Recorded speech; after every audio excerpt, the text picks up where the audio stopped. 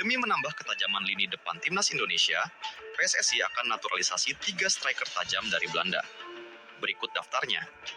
Lini depan timnas Indonesia masih kesulitan untuk mencetak gol dalam 2 pertandingan terakhir. Grup C putaran ketiga kualifikasi Piala Dunia 2026 zona Asia melawan Jepang dan Arab Saudi.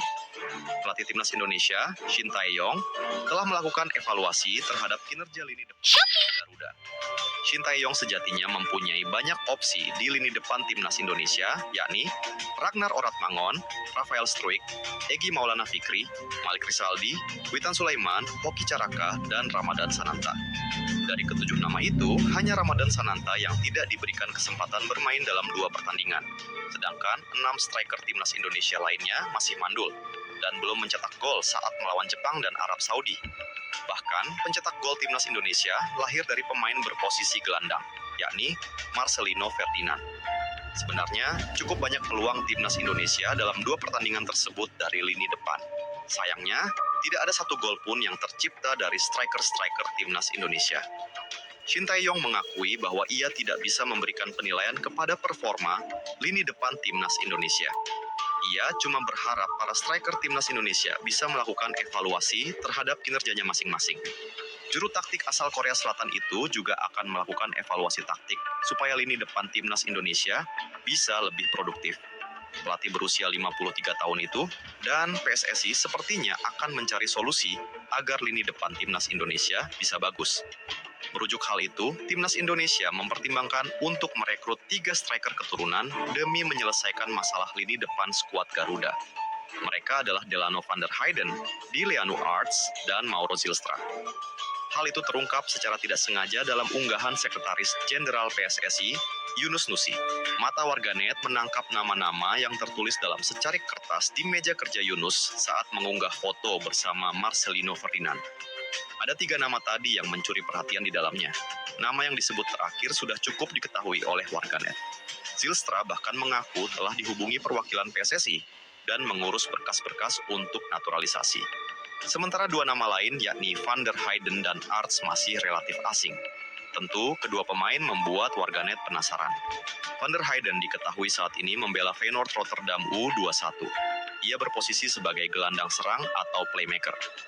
Sementara itu, Arts saat ini berkostum NEC Nijmegen, klub tempat Calvin Verdonk bernaung. Ia berposisi sebagai penyerang kanan dan masih menunggu kesempatan mentas di tim utama. Di luar Van der Heyden, Zylstra, dan Arts, ada 2 sosok lagi dalam daftar tersebut. Mereka adalah Dion Marks dan Tim Gaypens. Dion serta tim saat ini sedang mengurus proses naturalisasi setelah resmi diperkenalkan oleh PSSI. Patut dinanti apakah target kelima pemain untuk dinaturalisasi itu rampung semua atau tidak. Kedatangan mereka diharapkan dapat menambah kekuatan lini depan timnas Indonesia di masa mendatang. Resmi jadi rival. Sahabat Shin Tae-yong yang putuskan mualaf langsung tebar. Ancaman serius ke timnas Indonesia jelang Piala AFF 2024. Siapakah dia?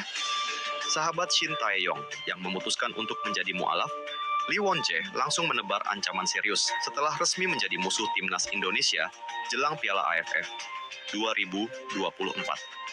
Lee Won-jae merupakan penjaga gawang legendaris timnas Korea Selatan yang telah menghabiskan 16 tahun bermain untuk Taeguk Warriors. Pria berusia 51 tahun itu tampil dalam 131 pertandingan untuk Korea Selatan, termasuk di 4 Piala Dunia pada edisi 1994, 2002, 2006, dan 2010. Bahkan, Lee Won-jae membawa Korea Selatan asuhan Gus Hiding untuk pertama kalinya menembus semifinal Piala Dunia pada edisi 2002. Selain menjadi legenda Korea Selatan, kompatriot Shin Tae-yong itu memutuskan untuk memeluk agama Islam alias mualaf pada 2004. Kini, kiper legendaris Korea Selatan itu resmi telah bergabung ke dalam staf kepelatihan timnas Vietnam di bawah pelatih Kim Sang-sik. Bahkan, Lee Won-jae sudah mengikuti sesi latihan skuad Vietnam di Korea Selatan jelang Piala AFF 2024. Pada sesi latihan pertamanya bersama Golden Star di Korea Selatan, tim Vietnam menyambut pelatih kiper baru itu, sahabat Shin Tae-yong. Legenda sepak bola Korea yang merupakan sahabat Shin Tae-yong itu resmi bersanding dengan tim Vietnam jelang Piala AFF 2024. tulis laporan Soha VN dalam artikelnya. Meski baru hari pertama melatih, Lee Won-jae langsung menerapkan standar tinggi terhadap para pemain khususnya kiper Vietnam. Hal ini menandakan bahwa si mualaf mantan rekan Shin Tae-yong tersebut sangat serius untuk mempersiapkan Vietnam demi menaklukkan timnas Indonesia. Pada pertemuan pertama dengan penjaga gawang dari tim Vietnam, pelatih Lee Won-jae menunjukkan ketelitian dan menetapkan persyaratan tinggi dalam latihan. Rencananya, Vietnam akan melakukan uji coba dengan sejumlah klub Korea Selatan seperti Ulsan Citizen FC dan Jeonbuk Hyundai Motors FC.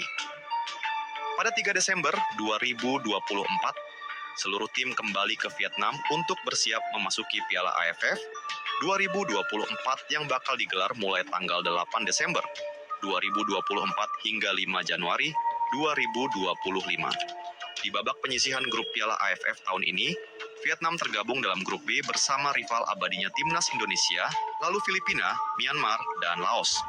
Pertemuan Vietnam melawan timnas Indonesia akan terjadi pada 15 Desember 2024, di mana skuad Garuda bakal bertandang ke markas Golden Star. Masih kesal dengan keputusan Shin Tae-yong, Eliano Reinders belak-belakan ke media Italia. Ia katakan hal mengejutkan begini kepada media tersebut. Meskipun sempat mengaku kesal dengan Shin Tae-yong yang telah tega mencampakkannya, Eliano Reinders belak-belakan tetap mengaku bangga bisa memperkuat timnas Indonesia. Dia juga mengakui ada peran dari sang kakak, Tijani Reinders, dalam mengambil keputusan itu. Sebuah kebanggaan bagi saya. Ini adalah negara asal ibu dan kakek nenek saya, kata Eliano dalam wawancara dengan Corriere dello Sport. Dia, Tijani, berkata kepada saya, "Jika itu yang kamu inginkan, lakukan saja. Orang tua saya mengatakan hal yang sama," ujarnya, menambahkan. Eliano mengungkapkan, saat ini Tijani dan keluarganya berharap Eliano dimainkan Shin Tae-yong bersama timnas Indonesia dan membawa timnas Indonesia lolos ke Piala Dunia dan bisa berhadapan dengan timnas Belanda. Sekarang mereka tidak sabar menantikan duel antara kami di tim nasional setelah sebelumnya bertemu di Liga Belanda, kata pemain berusia 24 tahun itu. Eliano resmi menjadi WNI pada 30 September 2024. Pemain sayap PK Zwolle itu mengambil sumpah WNI di Brussels, Belgia, berbarengan dengan andalan FC Twente, Mads Hilgers. Dia sudah menjalani debutnya bersama timnas Indonesia ketika menghadapi Bahrain pada laga kualifikasi Piala Dunia 2026.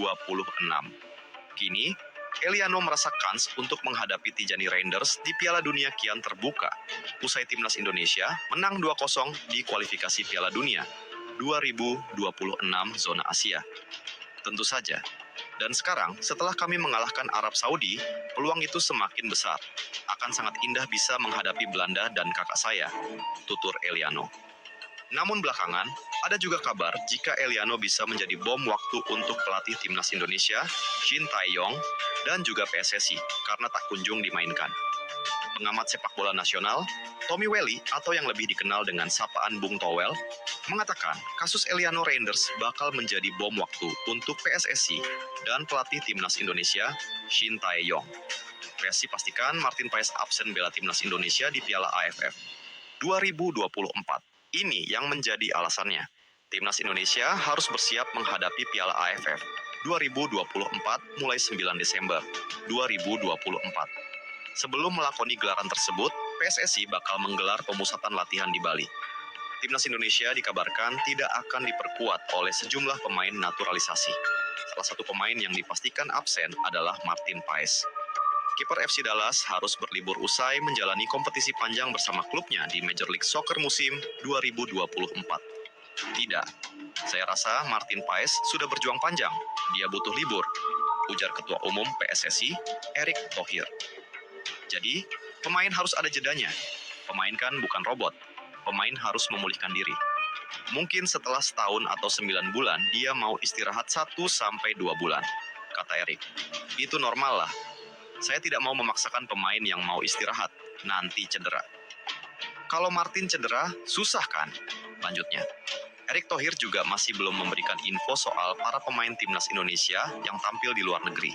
Orang nomor 1 di PSSI tersebut memberi kabar bahwa Rafael Struijk yang sudah menemui titik terang. Brisbane Roar dipastikan bakal melepas Rafael Struijk pada fase gugur Piala AFF 2024. Itu artinya, Struijk bakal absen saat timnas Indonesia berjuang di fase grup. Untuk para pemain lainnya yang tampil di luar negeri, Erick Thohir belum mendapatkan konfirmasi dari pihak klub. Saya belum tahu bakal dilepas atau tidak, ujar Erick Thohir. Kalau Rafael yang saya dengar bahwa Brisbane Roar belum akan melepas, kalau semifinal dan final baru lepas, imbuhnya. Sementara itu, nasib apes menimpa Tom Hai usai menikmati kemenangan timnas Indonesia atas Arab Saudi. 4 hari setelah berlaga di Jakarta, tepatnya Sabtu 23 November 2024, Hai masuk skuad Almere City yang menghadapi Go Ahead Eagles dalam pekan ke-13 Liga Belanda 2024. Dasar apes, Hai gagal menghindarkan timnya dari kekalahan telak 0-3. Hai juga jadi starter untuk pertandingan kali ini dan beraksi selama 77 menit. Bermain dalam formasi 3 gelandang, dia tak melepaskan satupun tembakan. Catatan lainnya, Hai melepaskan 32 operan dengan akurasi mencapai 78%. Akibat kekalahan dari laga terbaru, Almere gagal keluar dari zona degradasi. Mereka